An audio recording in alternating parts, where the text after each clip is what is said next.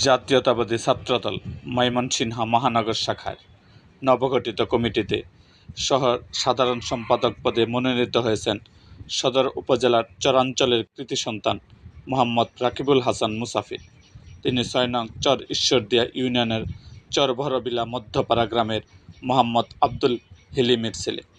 পেশাগতভাবে তিনি একজন ছাত্র। সেই সাথে মুসাফির Zia cyber force ZCF Mymensingh মহানগর শাখার সদস্য সচিবের দায়িত্ব পালন করে আসছেন দীর্ঘদিন ধরে।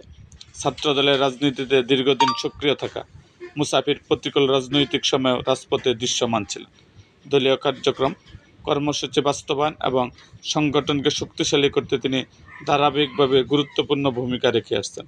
দলের প্রতি তার এই নিবেদন, ত্যাগ ও সাংগঠনিক দক্ষতার স্বীকৃতি হিসাবে তাকে ময়মনসিংহ মহানগর ছাত্র দলের সহসাধারণ সম্পাদক পদে দায়িত্ব প্রদান করা হয়েছে বলে সংশ্লিষ্টরা মনে করছেন।